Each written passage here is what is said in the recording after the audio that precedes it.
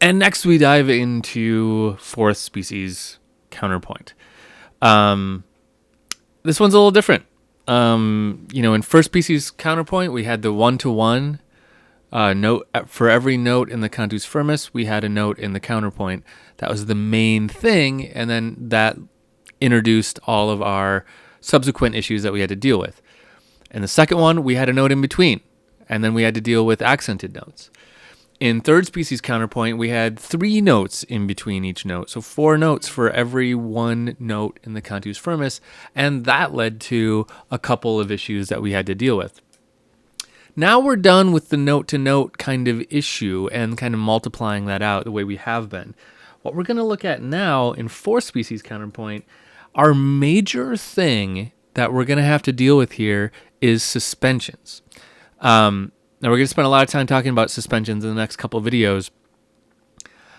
But suspensions come about because we can now do rhythmic displacement, meaning we can do note to note like first or second or even third species counterpoint, but what we can also do is let the notes be a little wishy-washy in terms of their rhythm.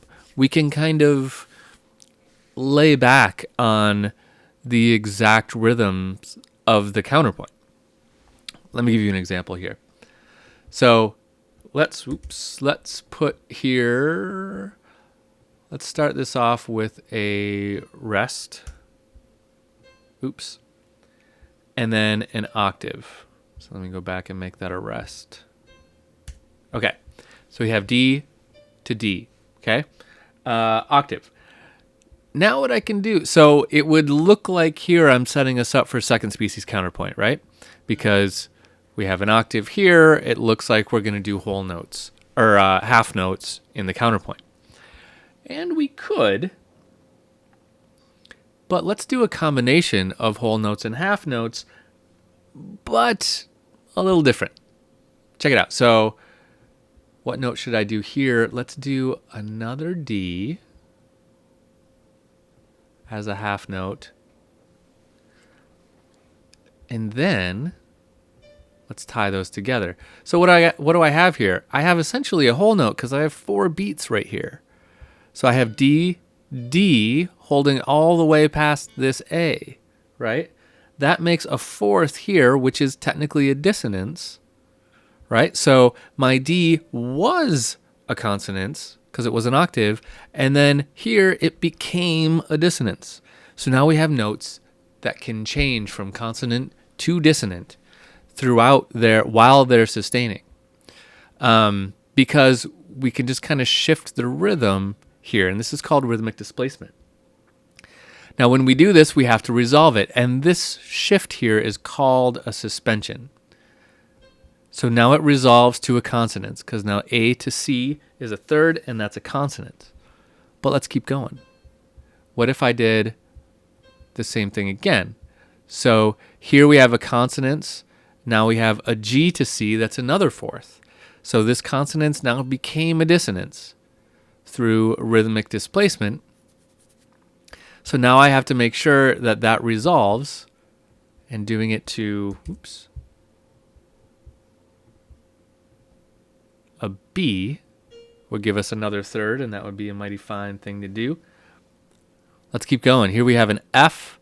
So if I suspend this over in the same way, my B was a consonance. Now it's going to become a dissonance, but now it's going to become a tritone, a diminished fifth. That might be a little more than I want to chew on right now. So let's not do it. Let's break the pattern, because we can do that. That's another thing we can do in fourth species counterpoint. I've got half notes. I've got whole notes displaced because they're going over the bar line and tied together, right? But now let's just do a half note. So I've got a consonant here of a third. Let's jump up to an octave. So I'm still on a third. And now I can actually do the same thing again. I can start moving down with these suspensions. So here I have an F and an A, that's a third. Now I have an E and an F, that's a fourth again. So that's a dissonance. Let's resolve that to a third. Let's just finish this out just for the heck of it. So let's do another suspension there. So this consonant now became a dissonance. D to G is now a fourth. Let's resolve that one down to a third. Now I have D to F. Let's suspend that over. And then, oops.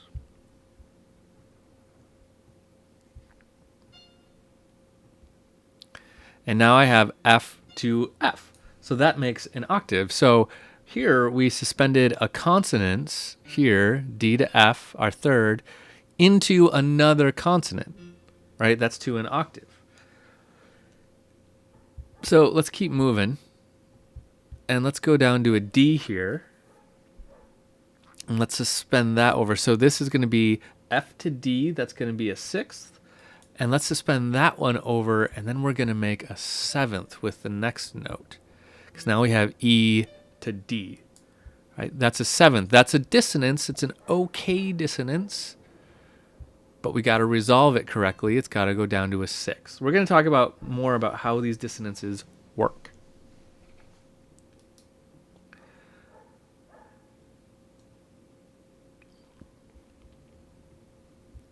Now I'm at the end.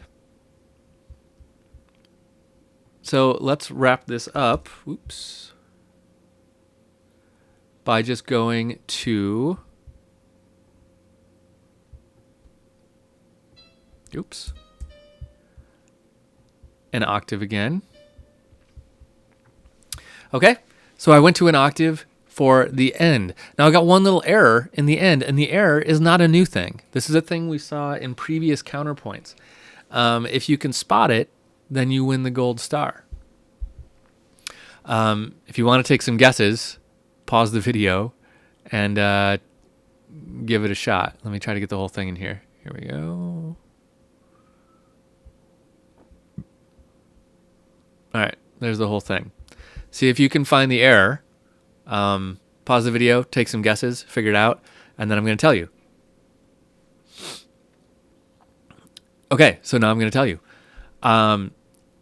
What key are we in? We're in D minor, right? Key signature tells us we're either in F major or D minor, and we've got all these Ds. There's an A, so there's the fifth, and then we're ending on a D. We're in D minor. So as we approach the end, what do we need to do in minor to make it really nail the kind of home feeling? We need to raise our leading tone. Boink. We need to do that. That's a rule. Remember, in the second to last measure, as you approach tonic, you need to raise the leading tone, and sometimes the sixth, if you are in a minor key. Cool. Okay, let's hear it.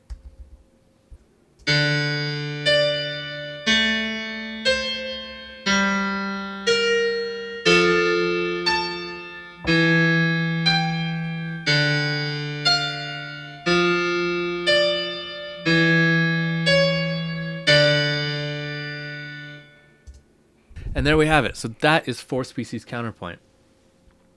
So next, let's talk more about the actual definition of a suspension and what that means when we have a suspension happening in our counterpoint.